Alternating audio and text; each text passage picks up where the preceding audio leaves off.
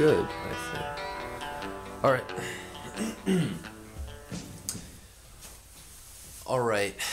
My name's Spencer. We're going to be doing some cooking today. What we're going to be baking is what is known as Logan bread or trail bread. Now, what we're going to need all total is going to need wheat flour, or whole wheat flour, unbleached all-purpose flour as well, and we're going to need some Quaker oats, you know, just oatmeal. Don't worry about it being cooked or anything like that. And you can also supplement oatmeal with quinoa. We're going to need some brown sugar. We're going to need some instant non-fat dry milk. We're going to need some nutmeg. We're going to need some pumpkin spice. I'm going to put that right there. We're going to need some baking powder. We're going to need some vanilla extract. Yeah, sorry if this is getting a little bit cluttered. I just don't have that much kitchen space. We're also going to need some raisins, dried raisins, or cranberries, dried cranberries I mean. And we're also going to need some cinnamon. And if I'm forgetting something, I'm sure I'll remember it along the way and I'll throw it in there. But I'll have a detailed list of everything you need in the description. Alright, now, you're also going to need some water and some milk and some lemon juice. And I'm not going to worry about getting that out right now. Let's go ahead and start with our dry ingredients. Now, first, what I am going to do is put that there. Okay. I'm going to start out with our whole wheat flour. And what we want is we want 1 cup of this whole wheat. And try not to get too messy, but you know what? It's not that big a deal, even if you do. And by the way, I am not editing this, because I'm just not that good with this kind of stuff. So, you know, bear with me. This is going to be a completely raw cut. You will see everything from the finished product to the fuck-ups. Also, my language is obviously not the not exactly PG-13. Well, actually, maybe considered PG-13, but at least nowadays, you know, these damn kids. Okay, that should be good. That is our whole wheat, and just to go ahead and try and keep this as uncluttered as possible, I'm going to go ahead and put things away as I use them. Throw this back in the pantry. Now what I usually do is I go ahead and I take my baking powder, my Clabber Girl. Go ahead, open that up. Yeah, it's a brand new can, so I usually just put like a little tiny bit in the cup, just like that, so you know you can see. Not that much at all. It's like it is like maybe a quarter of a teaspoon in there in the beginning. But everything has to start somewhere, right? And then we go ahead and we take our unbleached all-purpose flour, and we go ahead and we add in that to get to the 2-cup line. So it's 1 cup of whole wheat flour and 1 cup of unbleached all-purpose flour.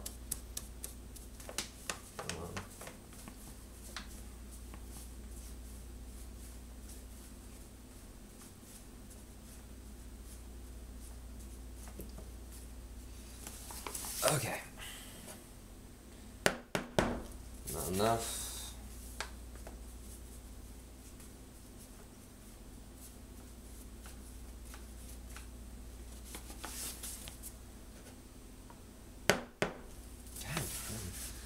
Sometimes this takes a couple. Takes a couple goes to get it just right, because I don't have individual measuring cups that I can just kind of dip it and wipe it off the top like you see the professionals do.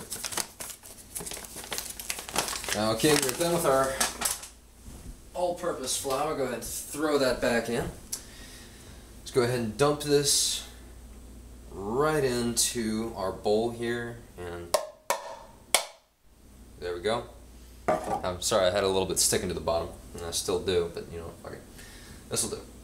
Go ahead and just mix together. I use a whisk for this entire process. I do not use a beater. You can use one if you so choose, but I would recommend a whisk, at least for, you know, blending up the dry ingredients, and then you can move to the blender once you start adding the liquids. Oh, crap. Like I said, I knew I'd be forgetting something. The other thing we are going to need is some sorghum honey, or sour gam, or whatever. You can use molasses. You can use normal honey, if you so choose. I just like the kind of bitter flavor that sorghum has. And also going to need some salt. And this is just a salt grinder with some sea salt in it. Okay. Now we're going to go ahead. We're going to throw in some of the salt. It's like a teaspoon. I do everything by taste, by feel, and by sight, which I realize is somewhat funny, but it's true. Yeah, a little bit more. Yeah, this grinder does not work very well with this particular brand of salt that we got, so it looks like a lot more than it is. And then we go ahead and we take out our baking powder, and we add roughly 3 to 4 tablespoons.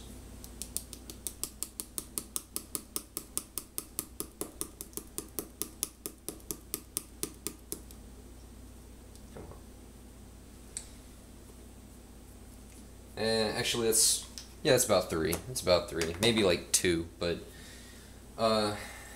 it'll do. It'll do. It serves the purpose, just to make it rise. And the thing is, you do not want to overdo the baking powder in this, because it's supposed to be a very dense bread, and you don't want it rising too much. Just make sure we're still recording, and yes we are. Good. Okay, now we take our oats. Again, this is supplemental with quinoa, or interchangeable with quinoa. And we go ahead and we measure out about 1 1/4 cups. And by the way, this is not a very attractive bread to look at, okay? So if you're wanting something that's going to, you know, impress people with its looks, look for another recipe. This stuff is really good for going out on the trail. You know, if you're hiking or whatever, it has really, I joke all the time that this stuff does not have, it's not measured in shelf life, but in half-life. Because, I mean, even unrefrigerated and just sitting open, this stuff will not go stale for like a week and a half, just sitting in the open with no cover on it. And we take our 1 1/4 cups of, or you know, like between 1 and 1 1/2 cups should be just fine for our oats or quinoa, whichever you prefer. Go ahead and mix that in. Kind of, you don't want it bunching up too much, because you don't want it to pocket. Especially when you start adding in things like the honey and the milk and everything else, all the liquid stuff. You don't want it pocketing up too bad, so it's a good idea to go ahead and get everything well blended at first. Now the cinnamon is something that is completely to your taste. You do not even really have to put it in, but I really recommend it because it tastes freaking awesome. I just put in, I'd probably call it 2 tablespoons or so. Maybe 2.5, or maybe, yeah, like 1.5 to 2. 1.5 to 2 tablespoons of cinnamon. Screw it, open it a little more. And we go ahead, we get our ground nutmeg, little McCormick thing. And just very, very small amount in there. It's like 1/4 to 1/2 teaspoon. And then we take our pumpkin spice. Which is just basically, damn, break up already. Just sprinkle that in there, just a little bit more than the nutmeg, so you know, like 1/2 to 3/4 teaspoon of that. And then we go ahead and blend all this together. And I realize this just looks like I'm just throwing stuff together, but you know, it is a very controlled throwing of stuff together, I promise. And like I said, it turns out actually really, really great. It's good for breakfast, breakfast food. If you're just, you know, on the go and you just you want to have something before you run out the door. It's really great for that to have around. And I do not measure the raisins in cups normally, but for the sake of this video, I will. I usually put in like 2 handfuls. Thank you, Chance. Sorry, my phone went off. I know who it is. Don't you hide from me, brother. We take about 3/4 to 1 cup of raisins. I'm gonna go ahead and put a little bit more in there. And this is for the vitamin C content. This will help out a lot with as far as like boosting immune system and everything like that, which is something. And the sugar is also, you know, immediate energy is really nice to have. Go ahead and mix that in, and yeah, you kind of have to break up the balls a little bit because they tend to stick together. And yeah, this is what you generally should be looking like at about this point. Let's go ahead and add our brown sugar. And again, I never use a measuring cup except for the flour in this process, just because I've done it so many times. I make this for my dad when he's going off to work, because most of the time in the mornings he just doesn't have the time. He just doesn't have the time to spend with a real full breakfast. But let's see, about 1 of what I normally do, and about 2, and call it 2.5. Alright, this is brown sugar, and it's really bunching up. It's, you know, kind of got the little bits that it just kind of hardens up, you know, sort of like these little chunks. You can just break that out, don't worry about that if it's doing that. That's about, just gonna throw a little bit. Okay, yeah, it's about 3/4 of a cup, maybe a little under. Just dump that on in there. And brown sugar does tend to stick to your fingers, so, you know, just wash it off. Or lick it off. Whatever floats your boat, you know. I don't tell you how to run your kitchen. You don't tell me how to run mine. Or if you do, well, you know, fuck you, but, yeah, we go ahead and do that. We are done with our brown sugar. And we go ahead and consult. We go to our powdered milk. And this stuff is great for cooking in general. It's just nice to have around. It keeps, obviously, a lot longer than normal milk does. It's not so great for drinking because it has kind of a weird flavor to it. But this scoop, I think it says on the back here that 1 scoop is equal to 1/3 cup. 1/3 of a cup worth of just dry mixture. I usually put in about 2, so that's 2/3 cups of powdered milk. Go ahead. As you can hear things crashing and breaking in the background. It's always a good sign. It means things are going well in the kitchen. Also, if you hear yelling in Italian, that's also usually another good sign that things are going well in the kitchen. It just means it's coming out how it's supposed to.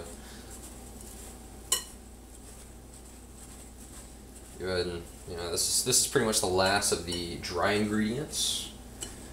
You know, and sometimes I do forget to put stuff in. You know, it's like, okay, the original recipe that I made with this stuff does not call for nutmeg. It does not call for pumpkin spice. So I mean, you can leave that out. And I mean, it's like obviously any of the, you know, it's like any of the oats stuff or the raisins, all of that is, you know, you can just leave. You can leave it out. I mean, it does make just a nice, sweet, kind of dense cake bread if you want it for that. Now that all of our dry ingredients are mixed together, just because sorghum is such a pain in the ass to work with because it's so damn... God, okay, here we go. Yeah, sometimes it gets stuck, like on the threading of the lid. Let's go ahead and get a spoon. Okay, and then we take one good big spoon worth of it. Just kind of daub it on there. Basically, you'll do this about 2, maybe 3 times with a big daub of honey going in there. And I realize it seems like this has a lot of sugar in it, but it really doesn't. It doesn't taste that sweet. Now you can there are some things that you can add into this, and at the dry ingredient stage or at the wet ingredient stage, that that makes for a slightly different flavor. And 3rd spoon, come on, off of there. Yeah, the sorghum honey has a really ridiculously high viscosity, so sometimes getting it to come off the spoon can be a bit of a bitch. And I just give it another little tiny dollop on the end of the spoon if I can get it to come off.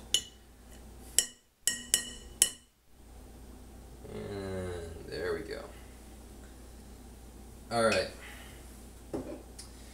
Now that we have that, we're going to go ahead, we're going to get our vanilla extract, and I swear to God, people, ball up. Get the real thing. This is like 70 proof, okay?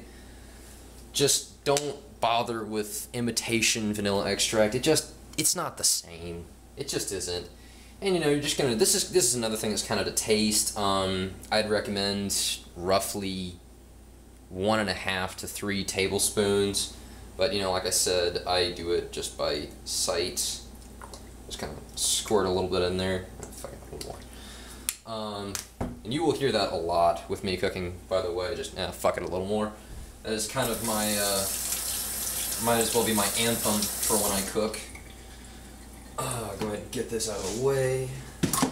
Get this back in the freaking thing.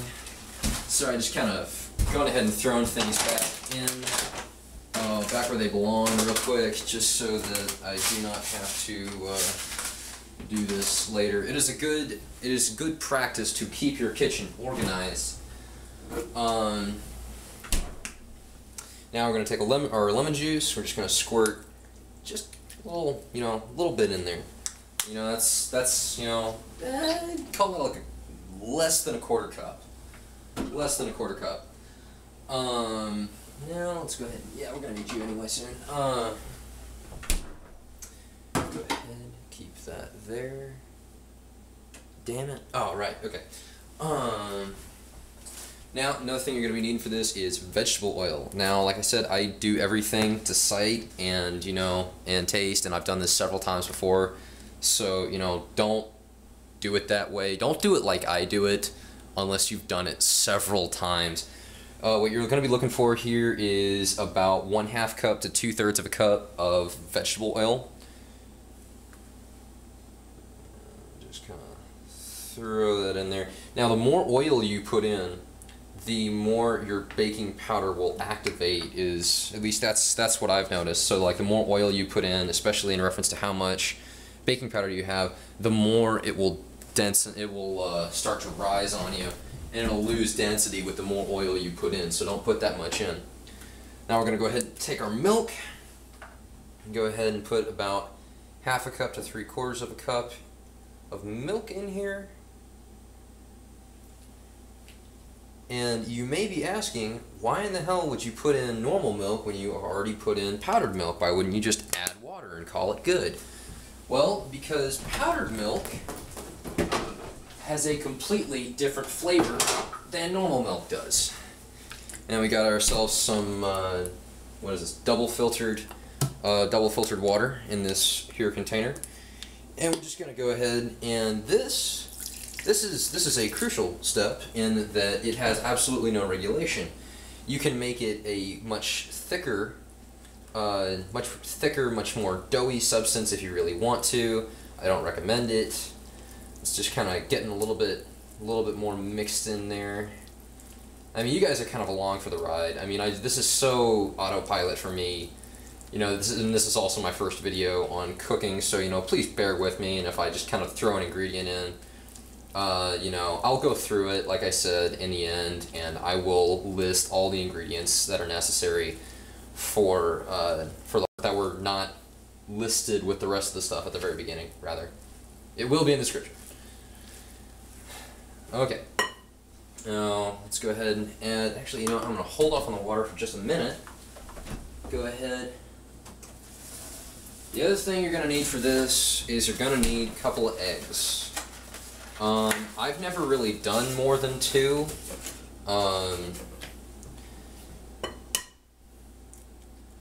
But you know, it's no sin if you do. It's just gonna change the flavor up a little bit. This is really more as a binding agent than anything else. So, you know, just keep that in mind. It does add protein, so if you want like protein bread, then I guess, you know, to each their own. And I do encourage you to play with this recipe and to, you know, just kind of make it your own, because I mean that's what I do with everything, every recipe that I do. Because more often than not, it's because I don't have the ingredients that I need to make it happen. Okay, now we've got a really thick batter here. And so what we're going to do is we're going to add in some more water. Now this would be, at the point where you're adding in water, this would be also an interesting time if you wanted to do something. I can't do this because I cannot take caffeine worth a damn. But you can, should you so choose, add in coffee. Instead of, it's like actually like made coffee before or with the water and everything like that. You know, just don't overdo it, because what you're looking for, what your final texture should be like when this stuff is actually ready to be put on the pan, is it's a very wet, very wet kind of not even cake mix is usually this wet, or well, I say that it's about actually a cake. It does look about like a cake mix. If you've ever done one like the Betty Crocker, you know, box cakes. Yeah. Go ahead and just kind of, and if the water doesn't want to mix in, I just found that, you know, just like barely putting the whisk in and just kind of doing it in the middle and just doing a really fast stir like that tends to work out pretty well. And I am trying to stay out of the way of you seeing what's actually going on here, but like I said, I'm not the one. I'm doing the filming as well as the commentary as well as the cooking. So, you know, trying to multitask here. Not really sure how effective I'm doing. Alright, that is about the consistency that we want from this. Okay, it's like here, go ahead and take it out. See how it's, you know, it's runny, but it's still really thick. Go ahead and put the water back in the fridge along with the eggs.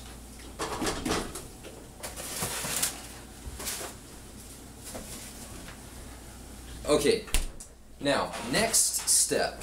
Here. Let me kind of make sure we are lined up here.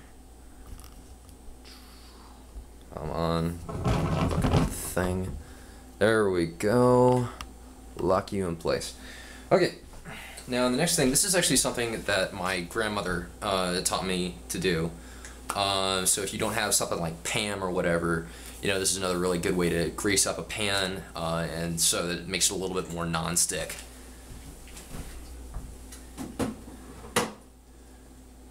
And what we are going to do is we are going to take your ordinary plain Jane stick of salted butter. Just to make it easier on ourselves, we're going to cut 1 tablespoon off with the wrapping still on it, just like this. And since a tablespoon is a nice, convenient quantity to have on standby, especially with how much rice I eat, we're just going to go ahead and take this cold butter straight from the fridge. We're not going to thaw it out or anything. We're just going to rub it on the base of this pan, and just kind of, you know, get it all around the surface of the bottom and on the sides. Now this is one of those kind of bachelor food things. You know, if you're not if you're not really massively inclined towards doing a whole lot in the kitchen, I get that. A lot of people feel like they don't have time for it. A lot of guys feel like it's kind of a chick's thing. And a lot of chicks get angry when you tell them that that should be their thing. Personally, the way I view cooking and baking from scratch is that it's really nice if you're ever in an environment where you just don't have the ability to just go out and buy whatever it is that you want to eat. It's really nice to be able to just make it from scratch and make it yourself. Now what we're going to do at this juncture is we're going to go ahead and turn the oven to 425 degrees. Come on. Yeah, a little temperamental little bitch. And by the way, pardon my kitchen. Just go ahead and fuck it. Over there. Yeah, this is a bachelor pad. So, you know, shit gets done when it needs to get done, alright? It's perfectly safe and sanitary and all that. Okay, at this point we're going to go ahead and just dump this out into this pan. And this is like what you would cook brownies on. I mean, it's not... Essentially, these are actually going to be cooked a little bit like brownies and eaten a little bit like brownies. They are... It's a thin thing. I try to avoid doing it in a bread pan just because it's so freaking thick that it just doesn't work out very well. I've tried it before and it just doesn't like me. And given that I've tried it, I can tell you very honestly that I didn't like it very much. I didn't like it any more than it liked me. So go ahead and just kind of get this out into this pan here. Now another good thing to do, I mean, at an earlier juncture than pouring it, is to just kind of take it like that. There you go. Tastes good. Tastes... Oh, shit, man, that actually tastes really good. Now, you can take this moment to, you know, sprinkle some stuff on the top if you want to, if you want to help with the presentation. But yeah. It's just kind of a thing, kind of spread it out so that, you know, it covers the pan relatively evenly.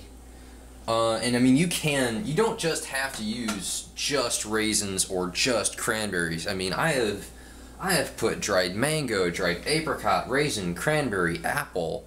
You know, I've put all sorts of dried fruit in here, and I mean, feel free to experiment. If you like a particular way of doing it, then, you know, if you like a particular dried fruit, then, you know, by all means, throw it in there. Or if you don't like dried fruit at all, well, I guess, you know, don't throw it in there. But the vitamin C is very, very helpful. So I'd say if you don't put in raisins, try and put in a little bit more lemon juice when you do it, because that'll help balance out the vitamin C. Damn, that shit is good. That'll help balance out the vitamin C and everything like that. And I mean, you don't have to let your oven, you know, fully preheat. You can just kind of go...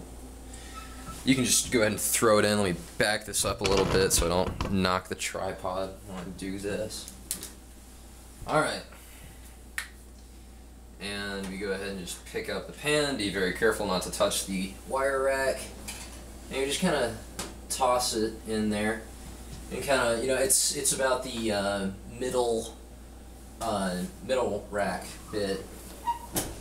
Just make sure that the cooking wire rack is about halfway through, so it's just like at a nice medium height inside the oven. And then you just let it go and cook and check on it periodically. It should be done anywhere between 10 and about 15 minutes. Just, you know, keep an eye on it. When it's done, one of the best ways to tell when it is done is, go ahead and turn on my oven light here so I can see it in a minute. But just take a knife, you know, your standard plain Jane everyday little cooking knife, and then you just go ahead and when you think it's done, you take it on from the middle. You go ahead and stab the blade into it, and I mean, not like psycho stab, just kind of like just poke it in. And when you remove the knife, if it has any bit on the blade edge, then it's not done yet. it should come off looking relatively clean. I mean, you might have like a little bit of sort of like, almost looks like just a smear on it, but that's fine. Yeah, but yeah, you just do it from the middle, and then you do to one side, and then you do to the other side, and then you just make sure that it's kind of, you know, cooked thoroughly, cooked all the way through.